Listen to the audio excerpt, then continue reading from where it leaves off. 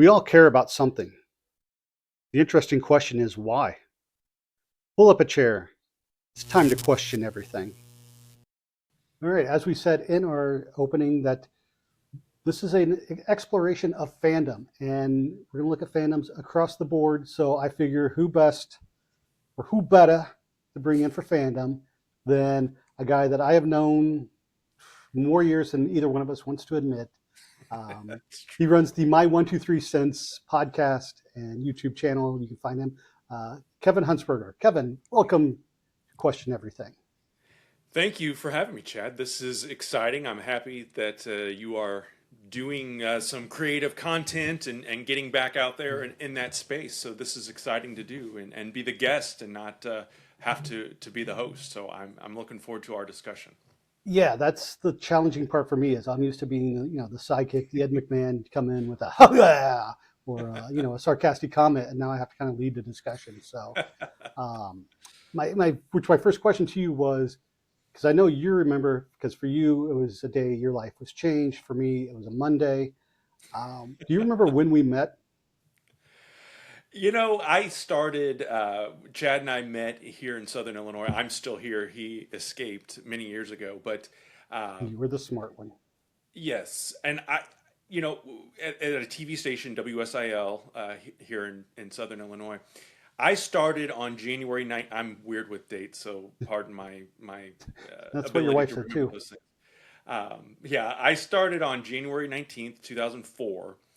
But you were working early mornings back then, and when Mhm. I first started there, I was just kind of dayside. So I don't know if we Okay. met right away, but I remember meeting a couple people, Matt English being one of them, Travis Yates being another one, and sometime during the course, and we're obviously going to get more into this, but I mentioned wrestling. Wrestling came up. I don't remember exactly Okay. how, but they were like, "Oh, you got to meet Chad Smart.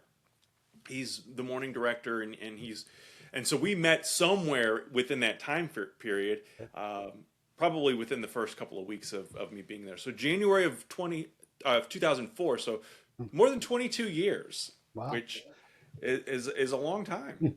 Yeah, and that was going to be my next question. Is I don't remember how we discovered our fandom of wrestling together because you know I, both of us have been fans over 40 years, Yeah. but obviously with your My123Cents, you're kind of more out there with your wrestling Hmm. fandom. I'm still kind of uh, not as public, even though I appear on your show quite a bit. It's not like it's a secret, but when I meet people for the first time, I don't be like, "Hey, do you like wrestling?" It's Right. still Yes. I It still is kind of have still that. kind of taboo. Yeah, I still have that stigmatism of, oh, wrestling. You like that stuff, and Yeah. um, so let's start there, I guess, with the Yeah. wrestling stigmatism. Is you obviously are a huge fan of wrestling because again, Hmm. you have the one My123Cents podcast, which has been going on now for what 14 years, No, 10 not years, quite that. 12 years. 2014 is when it started. So Okay, yeah. 2014. Yeah. That's where I got the 14. So obviously, you're a big enough fan that you want to talk about it on a weekly basis. Mhm. How do you deal though with, and deal's not the right word, but Mhm. when people approach you in public and want to talk wrestling? Because I've joked with friends and everything like I like wrestling. Wrestling fans though, it's a fine line. So Yeah, that's a funny question because as we're recording this, we just got back from a trip with some friends of ours. We went to Montana, and my friend is a diehard Lions fan, Detroit Lions fan, and a diehard Chicago Cubs fan, and like literally everything he mhm. wears is either one of those teams. And so if he runs into someone, and we ran into plenty in Montana that were wearing either Cubs or Detroit Lions, Mhm. he would start a conversation with them, and that's just kind of the way he is. And I was thinking, he's like, "Oh, I'm a lifelong Detroit Lions fan," or he's wearing it, and there's a Bears fan that they'll kind of go back and forth, but they always kind of strike up these conversations. And for me, other than an instance at my place of employment where a student was wearing a Stone Cold Steve Austin shirt, about 6 months ago. I've never really initiated a conversation because, like you, there is something different about most wrestling, and we're not saying that from a stuck up point of view, although it probably sounds like it. But we're both wearing wrestling T-shirts, and Right. yeah, I do wear mine out in public, and sometimes people will say something, but anyway, yeah, I brought it up to this fan, about the Stone Cold shirt, and he said, "Yeah, I don't watch so much anymore because it's fake now, and back then it was real." And I'm like, okay. And so I just kind of excused myself So go from on. the conversation. So yeah, it is an interesting group to talk with, chat with, as we've experienced Mm. at countless live events that we've been to. Yeah, and I have to say that most of the time, if I wear a wrestling shirt out in public, it's not this. It's not Mhm. something Mhm. that has a person on it. Yeah, It's something that you have to know yeah, specifically what the logo or the reference is to get the wrestling connection. yeah. And I'm trying to remember. I was just a couple of days ago. I can't remember where I was, but someone was wearing, I think either a Roman Reigns or a CM Punk shirt out in public, and I passed them. And yeah, I'm not going to strike up unless it's an obscure indie wrestler that I like. But Mhm. if it's a mainstream, especially WWE, Yeah, like I'm just keep walking, acknowledge it in my head, and keep going. yeah, But yeah. um, and I don't want to be that fan. I don't want to be the pretentious, like, oh, I'm too good for wrestling fans. But I think, and I don't want to speak for you, but I am going to in a sense, so you can tell me if I'm completely wrong. Hmm. Both you and I are pretty introverted in real life. Yes, very Again, much so. with people that we don't know. Yes, very much so. And I consider myself socially awkward too when I try to make random conversation, Hmm. uh, which is part of this series as well. Because after the first 4 or 5 episodes, I hope to get people on here that I don't haven't known for 20 years and Hmm. try to make the conversation. But Sure. I so I'm not saying that I am better than a wrestling fan, but I know that once you get into that conversation, then you get into that situation of, oh, it used to be real. Or I remember being at a Monday Night Raw in St. Louis and talking to this couple, beside us, and this was back in 2099, 2000, somewhere. And they're like, oh, Kane, that's a new Kane. They replaced the rest. And I'm like, oh, the internet has done a Yeah. lot of damage to wrestling. So, Right. Yes. Yes. That is. Yeah. but, And don't even get me started on the internet wrestling fandom oh, culture that's out there. But yeah, I get it with the introvertedness of mhm. definitely not going to start, and that's part of the reason why if folks that are, is this audio and video or just going to be video? And this is audio and video. Okay, so if you're That's not why I had you put on watching, the jacket. So, well, yeah, and that's I why mean, I'm wearing. it's Yeah. video. This is just going up on YouTube. Yes, I'm Oh, not. okay. Okay. So yeah. So I, oh gosh, 10 years ago now, Mhm. I started going. I used to, as Chad mentioned, worked in TV, and then wanted to get out of TV and transition into marketing. And in the meantime, I was doing the My123Cents podcast and blog and all that, but was wanting to do more freelance work as a blogger. So I went to these marketing conferences, and a friend of mine at the time used to wear these crazy suits. And so he talked me into getting one, and I got a Star Wars one. And we wore these suits to these conferences, and they become an instant icebreaker because you're standing out. And that's what I was wanting to do. But I wasn't brave enough to approach people and say, "Hey, do you need a freelance blogger?" Which I actually did get gigs that way, but wearing the suit breaks that ice. And so with the my podcast, I got one Mhm. and just kind of wore it as a wrestling ring announcer, which I also do, which we may talk about later as well. But anyway, Mhm. I kind of started doing all that to break the ice, and yeah, it is out there and wild, Mhm. and like something I wouldn't wear to a wedding, obviously, but it is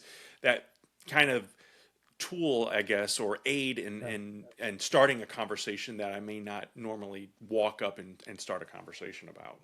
Yeah, and I think that's for me, I believe in yin and yang. I believe in balance, Hmm. and it's this weird thing where, again, I'm not. I'm socially awkward. I don't like people. I don't like being the center of attention. But when we've gone to WrestleMania, Hmm. we cosplay. Right. Um, Yeah. and it is not necessarily to get, I don't want to say it's to get attention because it is to get attention, but I mean, I'm not looking to be go viral on someone's, Right. Instagram. It's just Yeah. it's a fun thing for us to do, and I think maybe that's subconsciously a way to interact with fans, knowing that I'm not going to do that normally. Like our first Right. WrestleMania was WrestleMania 22, and we'd been there for 3 days, and it was after WrestleMania. We were dressed as the Spirit Squad because why wouldn't you dress as male cheerleaders that were not superstars? And we were down in the hotel bar with our friend Jeremy, who is very much the opposite of us. Right. Very much so. And we were like, we haven't talked. There's people from all over the world here. We haven't talked to anybody. We need, and I think it was one with Jeremy's lead again, Yeah. being very extroverted, but also having that Spirit Squad look and kind of embodying those characters helped break the ice with Yeah. other fans. Yes. Yeah. And that, yeah, that's a great way to put it. And now you watch and we went to multiple WrestleManias and did different cosplay for each one of those. And I follow a group now on social media that it's this core group, and I love that but they've all got their, like, we did 10 different characters when we went. Yeah. They embrace that one. There's a Dusty Rhodes, there's a Macho Man, there's the $1 Million, all of these Yeah. characters from our childhood, and I mean they go all out with it. And in fact, I think there was an event not too very long ago where they're all they did like a little battle royal kind of Royal Rumble type match. I don't know if I sent you that video or not, but Yeah. it's like, wow, these people have connected, and they're from all over the country, but they all kind of converge from time to time at these events, at conventions, and Mm. wrestling shows. But it's Yeah. it's neat, and it is again kind of that, for a couple of introverts like us, an easy way to kind of break the ice and not feel so. Uh, because I do think that silence, that introvertedness, does sometimes come off as snobbiness, or we're too good to talk to you. But it's more of, I don't know what to say, and I don't want to Right. sound weird when I say it. So Yes, that's. I have had many of those experiences talking about being bad with dates. Um, but let's go back to the beginning now. uh-huh. You're from the St. Louis area. I grew up Yes. north of St. Louis, so we grew up kind of with the same wrestling background. Yeah. But obviously, by being in St. Louis, you were closer to the action that would come along on a monthly basis. So you were going to shows. But Yeah. how did you get into wrestling as a fan? So yeah, I would say it was probably the late 70s. Um, my dad, my younger brother, who is about your age, he's a little younger than you, and my uncle, who lived with us at the time, were big wrestling fans, and wrestling at the Chase was a Mhm. staple at our house on Sunday mornings. And I didn't get the appeal. I did not like it. I was not a fan. Um, but they would go, and I don't know what the number was, but it seemed like, if it wasn't every month, it was every couple of months. They would go to the Kiel Auditorium, and I don't think they ever went to the Chase Park Plaza and saw wrestling at the Chase, but the NWA would sanction matches at the Kiel, and they would go and they would see like Dick the Bruiser and Andre the Giant and Bruiser Brody, Ted DiBiase before he was the $1 Million Man. Ric Flair would come into town, and my brother would come back and talk about it, and my uncles and other uncles would go, and they had a big time, and always talked about it. And to me, it just never appealed. Again, I remember seeing certain guys on, but then one night in late 1982, I was 9 years old. World Class Championship Wrestling was on, and it was Ric Flair against Kerry Von Erich in a steel cage. It was the Christmas Star Wars show that they did, and there was something about it that just grabbed my attention. And Ric Flair and Kerry Von Erich are two of my all-time favorites. Kerry Von Erich was my favorite for a long time growing up, and I recently got the Big Rubber Guy from the Major Collection. But anyway, that was the moment that hooked me as a fan, and then I started going, and then by then Vince McMahon is going more global with WWF, and we're seeing more of WWF Wrestling Challenge. I guess at the time it was before Superstars. We got cable TV, so then I'm watching USA, I'm watching TBS, and all these other promotions, the AWA and UWF, or Mid South at the time, and Mhm. it's all just Crockett, Jim Crockett Promotions, watching it 5:05 Central Time. It was 6:05 Eastern, and it just all started. And then I couldn't get enough. And then I go to the store, and there's a magazine rack, and there's 5 or 6 different brands of wrestling magazines. So then I'm saving my allowance. I'm buying those. I'm buying, the trading cards, and then the action figures come out, and then it just become. I became obsessed with it, and I think sometimes with my personality, I do. You mentioned the podcast earlier. I've done it for 12 years or almost 12 years now, and part of it is just that obsession of wanting to do it and do it good and do whatever. And I think my wrestling fandom kind of fell into that too because, you know, I wasn't a sports fan. I mean, we watched sports. My dad and brother were big sports fans, and my brother was way more athletic. I was never athletic, so I tried my hand at soccer. I tried my hand at Little League Baseball. I bowled, and that was about the extent. But for me, it was always wrestling. Everybody else was watching baseball or football or hockey. Back then in the '80s, it was St. Louis was a 3-sport town, and so we'd go to Cardinals games. I would say I was probably more of a baseball fan than anything. Watched the '82 Cardinals win the World Okay. Series, and that's still a very vivid memory for me. But I wasn't diehard like I was with wrestling. Okay. Yeah, and that's where I was going to go next, is because again, St. Louis, like you just mentioned, growing up myself, I got into wrestling with Wrestling at the Chase on KPLR on Sunday mornings. I'd come home from church, catch the last half hour, but I remember my cousins talking about it and talking about guys like Superfly Snuka, Bulldog Bob Brown, and I'm like, these names are stupid. Like, Yeah, you watch this, and I don't remember what exactly turned me on to being a fan, but I remember my first live show was, I think it was promoted by Central States Wrestling oh yeah. because it was just a local NWA, I think, sponsored event in a high school gymnasium. And the main event was Ric Flair versus Harley Race, Mm. which I always equate to saying that your first wrestling main event is like saying your first basketball game in the 80s was going and watching the Lakers play the Celtics. Like, Yeah, if you're not a yeah, that's a fan, huge match. yeah.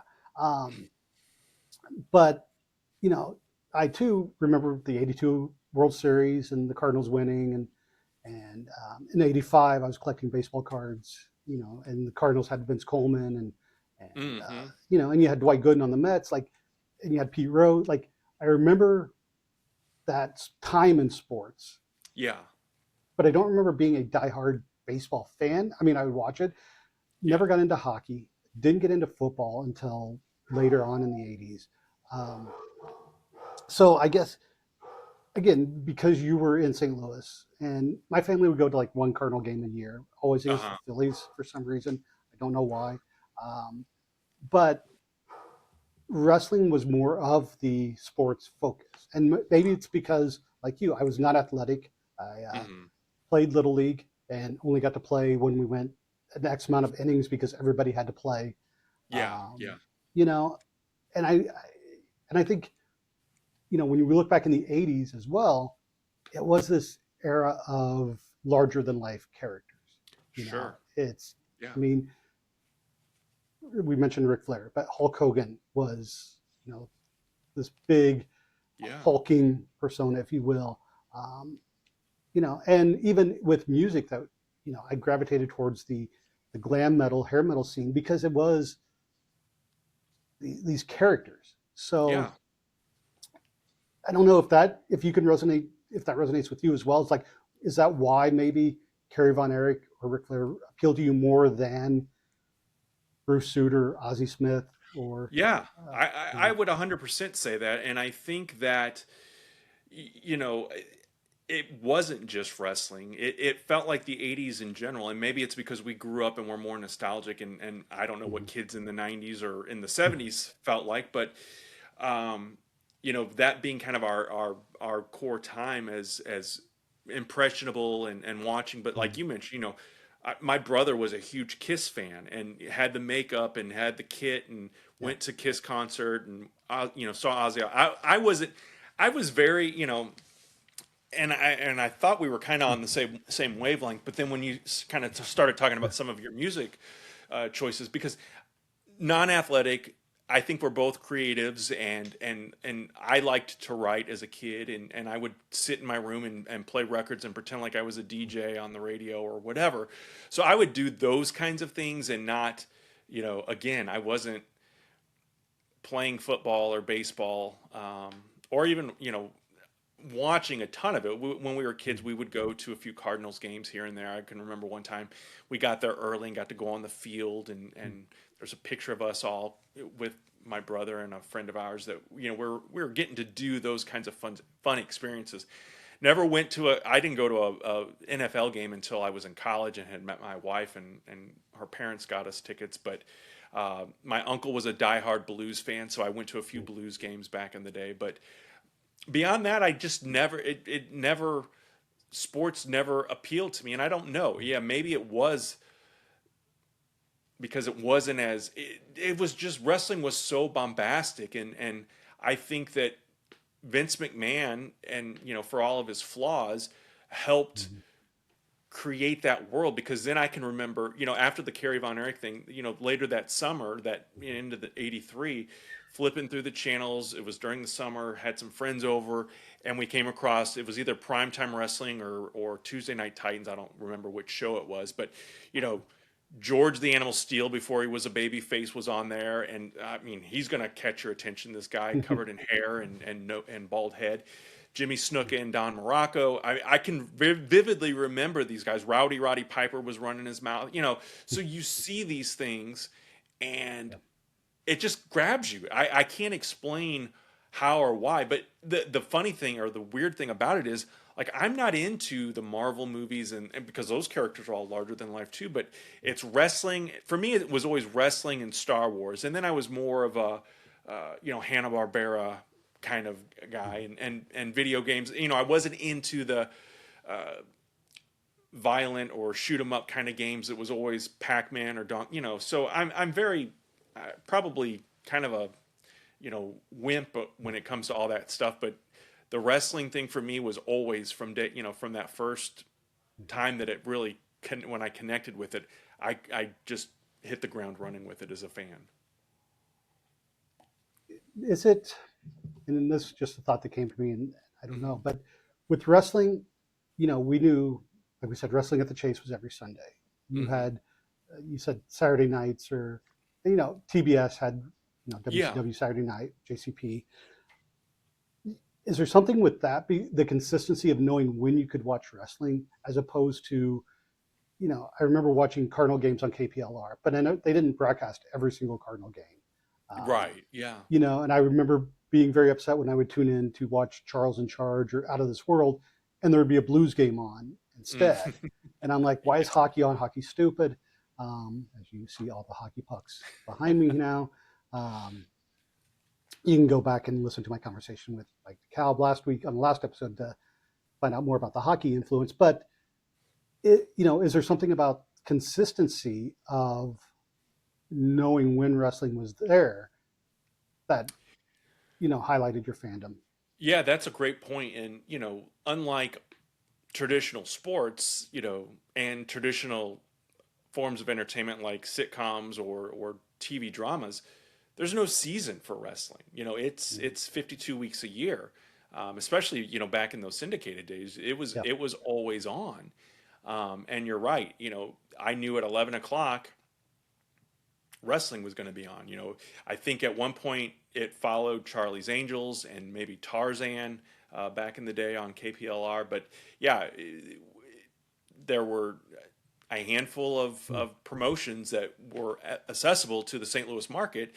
And I knew at this time this is going to be on, and this is going to be on. Saturday mornings had a couple of different shows on, or early into the afternoon, and then Saturday night there was a couple of shows. And you just kind of get ingrained with it, and and then I wasn't going to pick up a baseball magazine and read it. I don't even know if such a publication exists, but like I They said, do.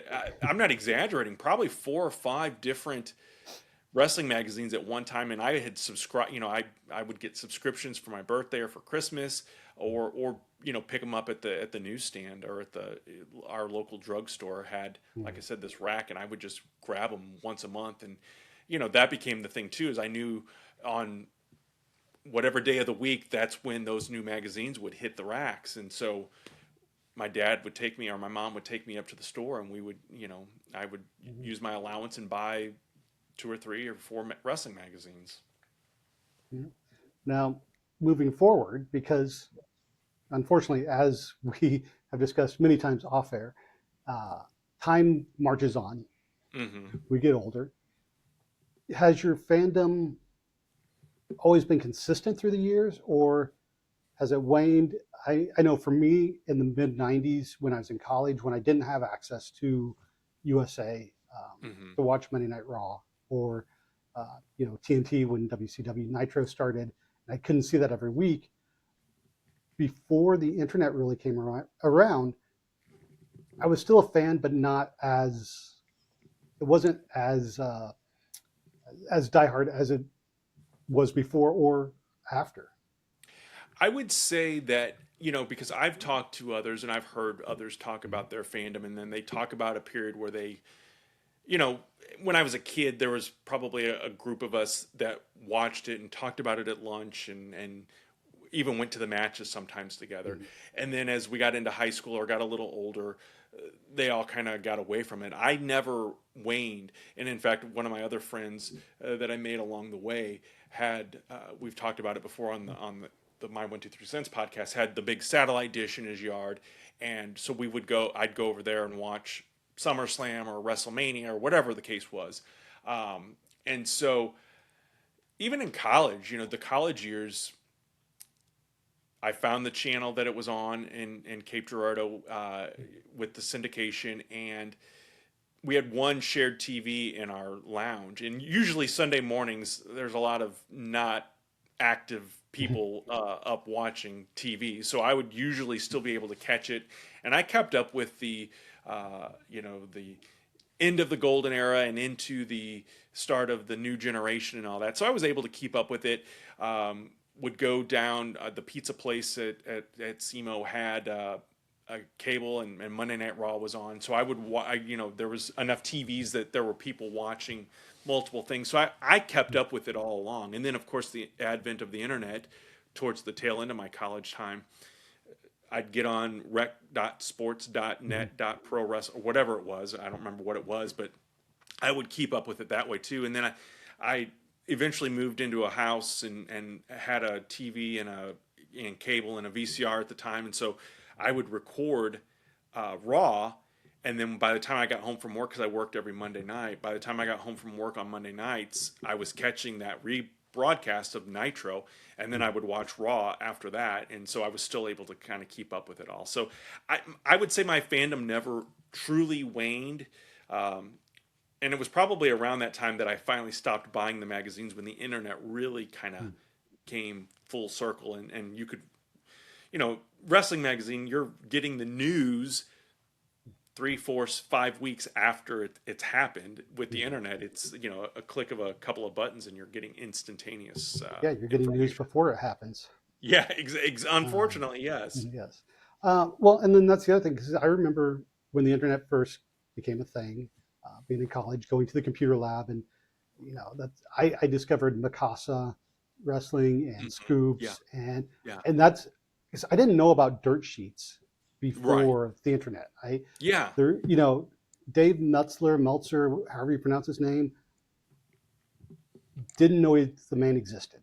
right. Yes. Wish I didn't today, because I think he has too much influence in Yep. certain aspects. But no, getting to know that those sites exist and getting this news, I think, kind of that, along with getting into ECW, kind of Mm.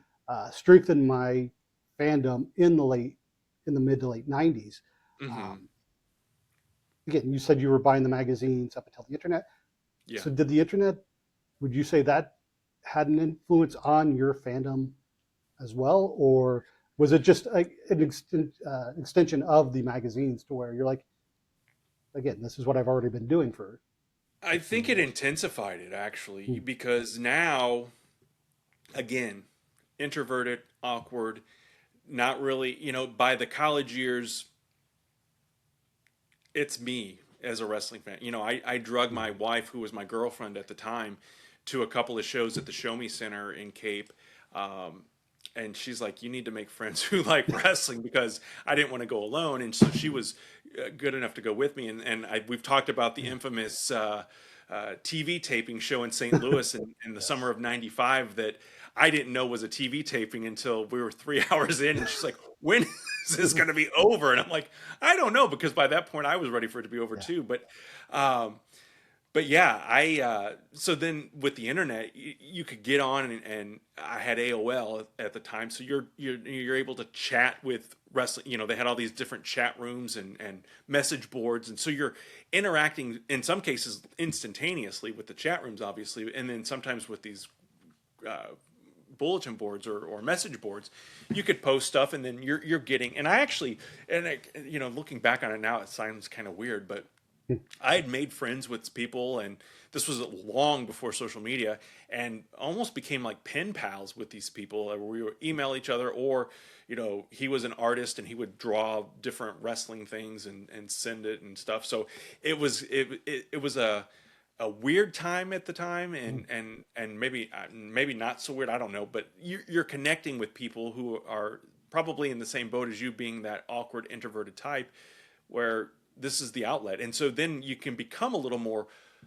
I don't want to say obsessive because that makes it sound bad, but yeah, I guess in a way it was, because then I would go and I would look up old wrestling figures or do research, and kind of like I remember when Gold, this was all when Gold Dust was coming to the WWF. And I can remember figuring out, not like it took a super sleuth to figure it out, but that was Dustin Rhodes, and kind of the backstory of why he was going to the WWF, and all of that stuff. So while they took down some of that curtain or pulled that curtain back a little bit, I think eventually though it became too much of a good thing and kind of in some cases ruined the product for fans that are true diehard fans of wrestling, because now we know how the sausage is made, and now in 2026 we know way more than we Mhm. probably ever should have known.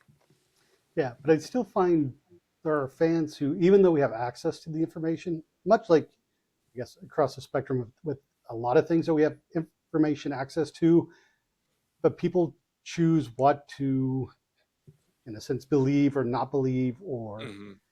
So yeah, internet is good for some stuff, Yeah. not good for the other. But you know, for me, I guess just continuing along the timeline of wrestling popularity.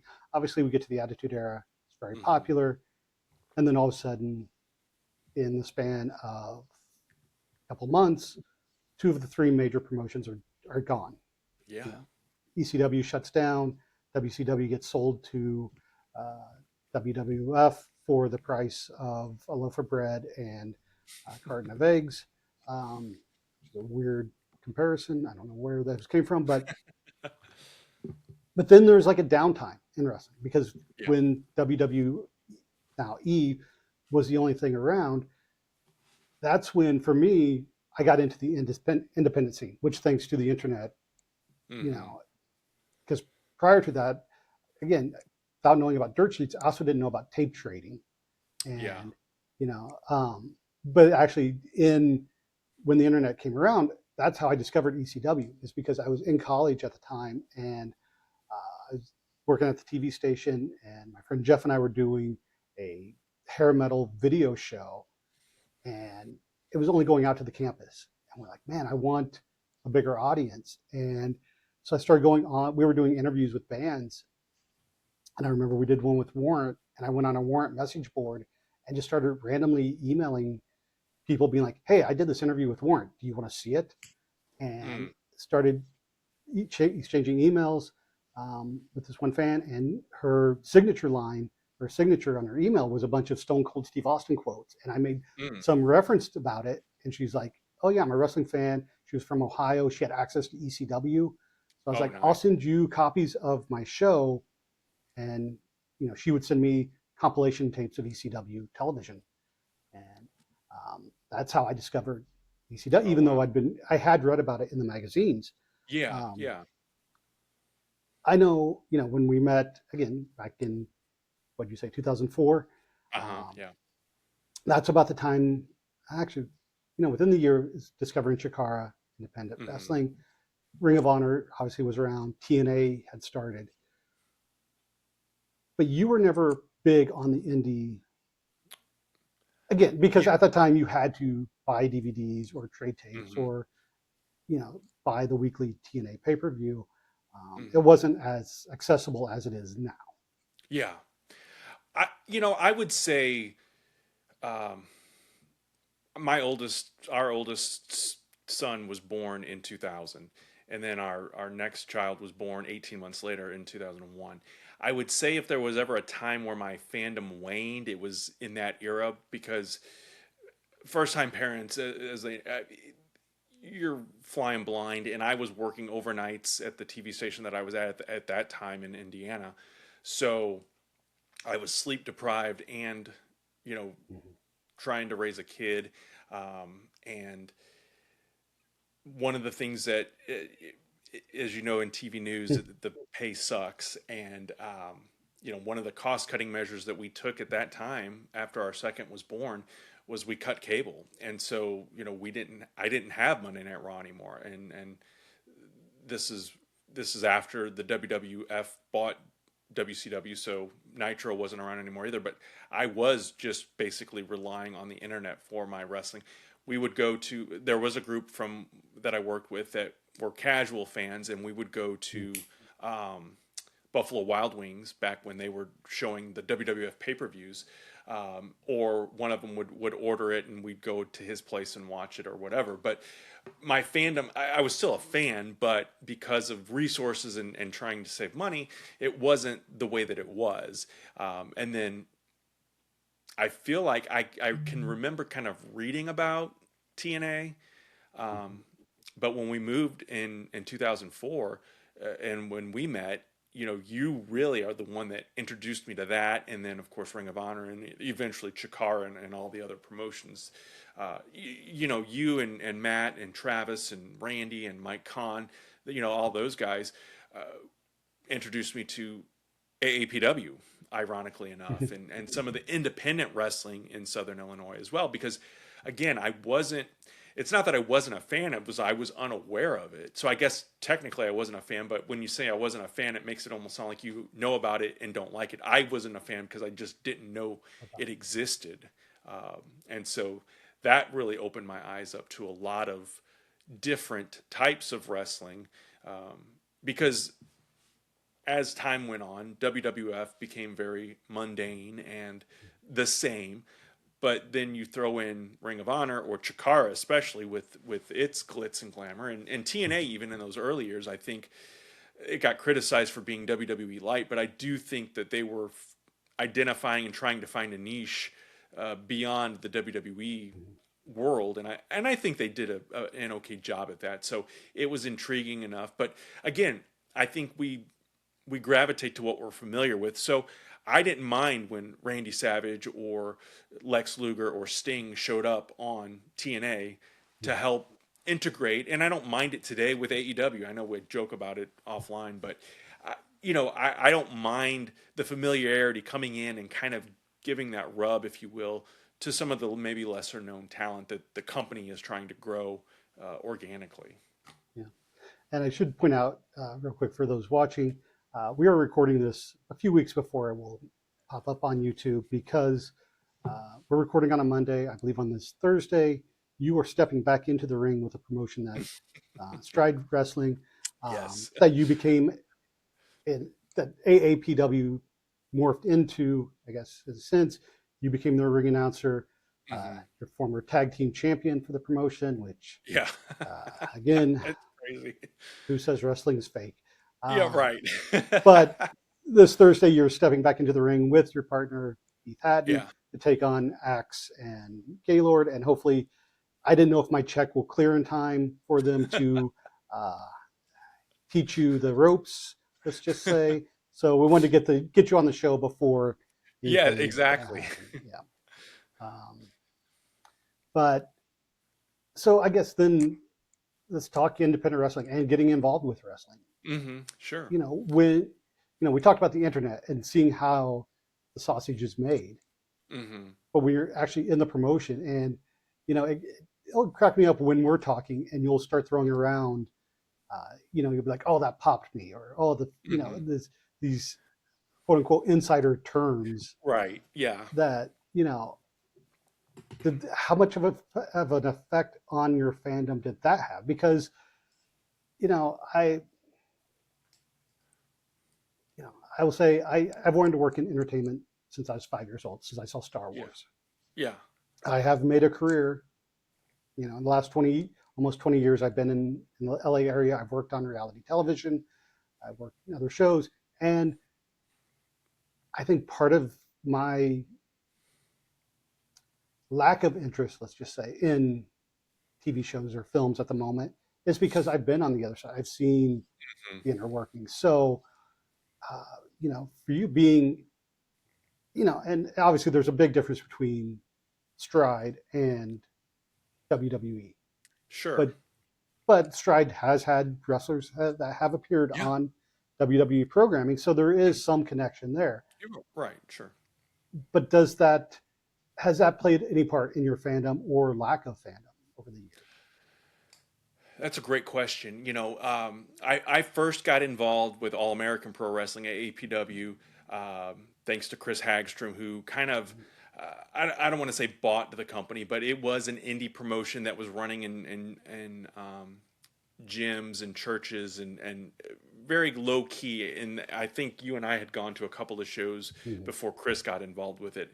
It was after you had moved away, actually, that he kind of approached, and I didn't know Chris at all, but he had approached me through Facebook about potentially trying to do a show with commentary and asked if I would do commentary with him. And he had students, he was teaching a video class at SIU at the time, and their final project was going to be to record this wrestling show. Well, they did it the weekend we were at WrestleMania, I think in Atlanta, at Mhm. WrestleMania 27. And I told him I would love to, but I was not going to be around. And he said, "Well, that's fine. We'll record it, and then we can do the commentary in post production," which was okay. It's obviously not the same as being there for the real thing, but we did it, and I enjoyed it. I thought it was kind of cool. Well, he pitched the idea to WSIL, which is where we both used to work, and didn't use my name. I was like, I don't even tell them I'm involved with this because I don't know how that's going to go over. And he ended up buying like every other Saturday morning time slot, basically. So every other Saturday morning, AAPW Collision was on, you know, ABC affiliate in Southern Illinois, and the weeks that it wasn't on was kind of a bonus or a YouTube exclusive show that we would do. That changed my fandom in the fact that I gained an appreciation for the behind the scenes work that it takes a lot. I think you were at some of those tapings. I mean, there's a lot. Our mornings would start 7 or 8 in the morning for setup. Not only are you setting up the ring, but you're setting up staging areas for interviews and promos and all of this. And then you get through all that stuff, you do the show, and then you tear down. And it'd be midnight, 1 o'clock in the Yeah. morning before we would leave there. And so again, gained a new appreciation for it. My fandom, I don't know that my fandom for wrestling ever changed. Again, I think it kind of intensified and it made me more aware of the indie scene. And we were bringing in talent from, literally around the world at that time because Pac and You met Pac, El that's right. Generico. Yeah, I know Pac. Yeah. Those Colt Cabana, some of those bigger named indie guys were coming in from time to time as well. And so again, I didn't know who Pac was. I didn't know who El Generico was, but I was able to kind of learn and see these guys. Again, thanks to YouTube. I think YouTube obviously replaced the tape trading days, but it was able to see all these different varieties and stars from the wrestling world that changed my perspective. Now, AEPW eventually folded and went under. And then a few years later, Tyler Hatton, who I had remained in touch with, was going to start Stride Pro Wrestling as a training school. But he said, if we do some shows, would you be willing to announce? And I did. And this is, again, social media is becoming more of a thing. I'm becoming more interested in the social media side of things. And for, God, 2016 till I think 2023, we were doing that every month, even during the COVID months. We were doing shows monthly, sometimes a couple times a month, and that changed because it did become almost like a job. But we really weren't getting money. We weren't making money doing it. But Mhm. again, it was the love of the game, so to speak, or that passion project. But it changed my perspective, as in knowing the sacrifices that wrestlers, we were doing it once a month on an indie level. Those guys are doing it, back in the day, they were Mhm. doing it almost literally every night. But even today, traveling around the world or across the country, the sacrifices of giving up time with family or friends on a weekend or whatever the case may be, it changed my perspective in that point of view. And it made me realize, from a time of being a kid, I wanted to be a manager, or I wanted to be a commentator or an announcer. And then, at 53, I look back and I'm like, would I really have wanted to do that? Because you see the sacrifices that have to be made, and missing out on things. So, still a fan though. And the AAP or the Stride stuff has kind of calmed down a lot. We do basically one show a year. This year we may end up doing two, but uh, it's fun. But honestly, because I've been approached about announcing for other companies and stuff, and I've kind of enjoyed the downtime from the intensity of the 7 years that we were running it, balls to the wall, so to speak. Okay. My next question was going to be, I guess, kind of segueing off into the free time, because you mentioned Hmm. you have kids. Hmm. I know you have three now. You mentioned two. You did give I do your have three kids, yes. wife did give birth again. And I know your middle son and your daughter are both more athletic than you are, so Yes. obviously they take after your wife. Um, Yes. but by them being athletic and on sports teams, you, as a good parent, would go watch games. Yes. Yes. Did that translate into a new fandom for sports, or do you stick still with just mainly wrestling? Mainly wrestling, but it did. Our oldest was not. All three kids did like the pee wee baseball and soccer. Those kinds of things. As they grew up, though, our oldest gravitated towards band, and so he did band. So we were going to football games to watch the halftime show, basically.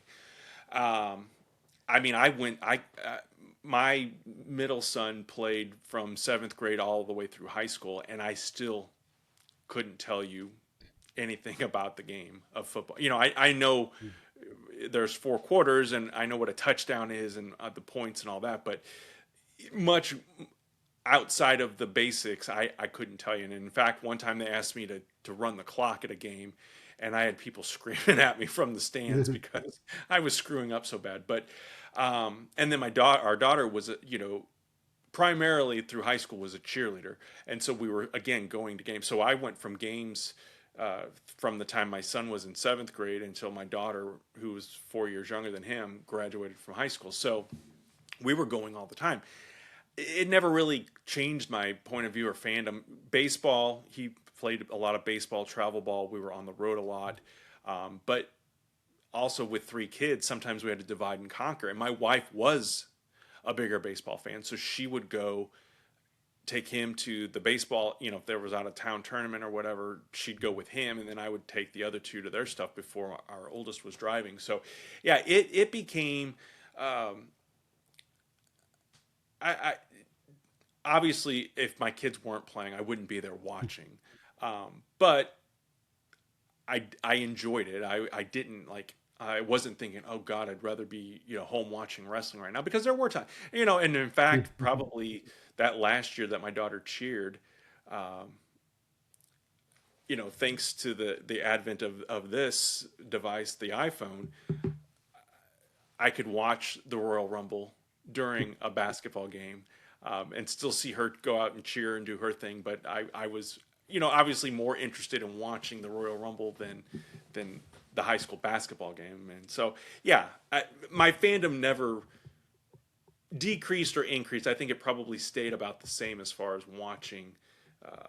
And I work at a college now, so I do go and watch our basketball team play, or our volleyball or baseball or softball teams, and I go to support the students and be there for them. But and nobody's ever said, oh, you have to go and watch them. I just do it because I've developed a relationship with these students, and so in a positive way.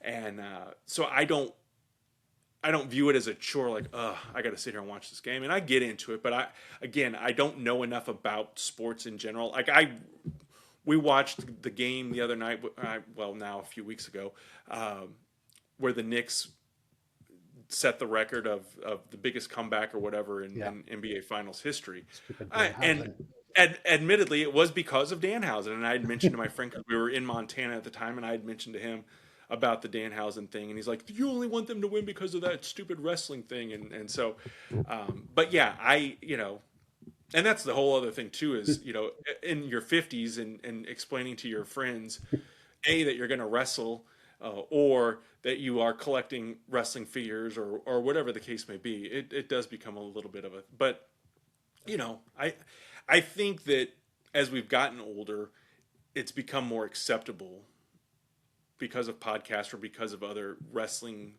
Mhm. fans out there who have made collecting, because collecting's a big game now, not even just in wrestling but in all the other aspects of life, Star Wars figures, or Pokemon cards, or whatever the case may be. So it's big business, and I think that people are more accepting of it today than maybe they would have been 20 or 30 or 40 years ago. Yeah. I'm going to have to try to get Danhausen on the show. Just between the Knicks and the Hurricanes, I'm not a Danhausen fan. I'm not a Fanhausen anymore. Um, yeah, this episode, obviously, we've been talking wrestling the whole time. I think we may have to bring you back in to talk collecting as well. I mean, obviously, if you're watching, you can see the figures behind you, which are more of an old school collection. Hmm. But I know you also have a ton of other collections from your childhood, Yes. that we could talk about. Um, I had a thought that I was going to wrap this show off with, talking current day wrestling, and I completely it's I'm so I guess maybe Danhausen has cursed me while I was talking, um, but I guess with fandom, well, that's what I was going to say is, so you and I attended 10 WrestleManias. Hmm. We also, not together, but in our lifetimes, have attended other major shows and indie shows. Hmm. Um,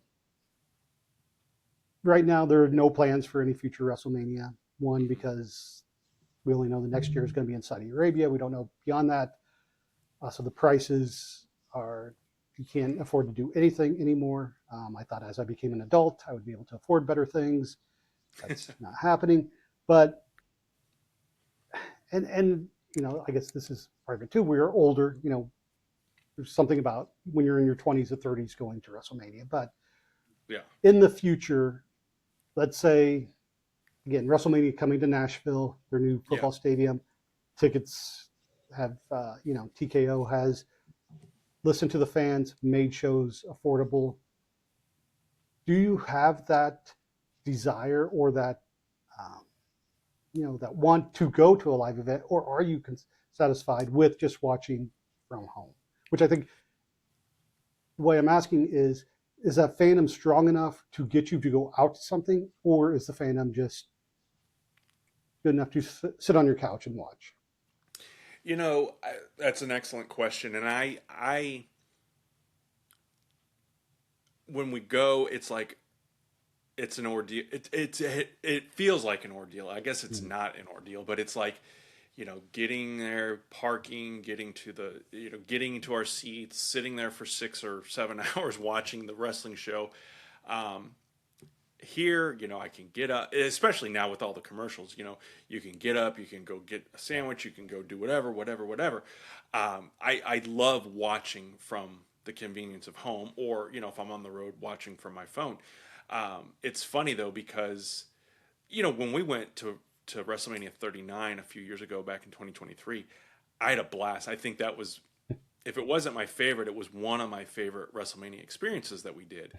Um, I think partly because it was in LA, and maybe Mhm. partly because I knew it was probably going to be the last, but Yeah. not saying it was the last.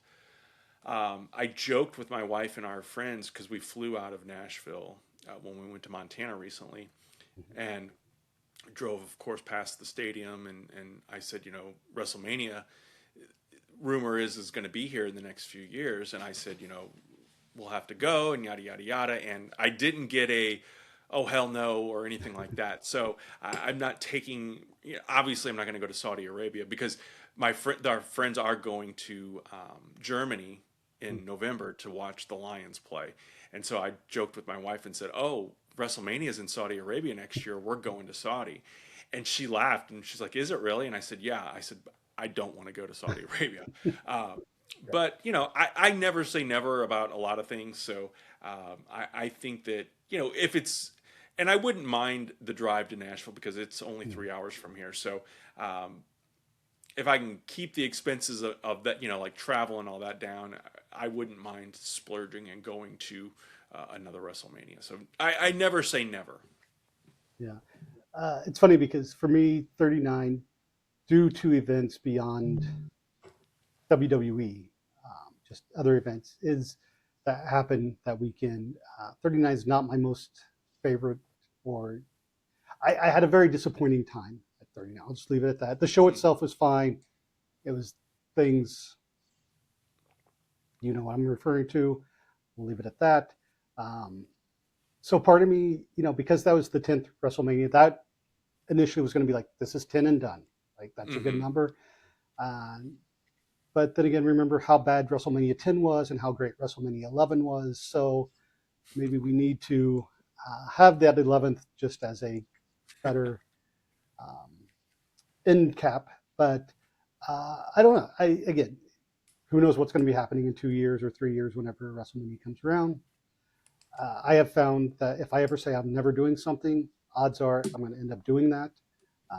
So I also tried not to say never, but we'll see. But I think that's going to wrap up things for this episode of A Look at Fandom.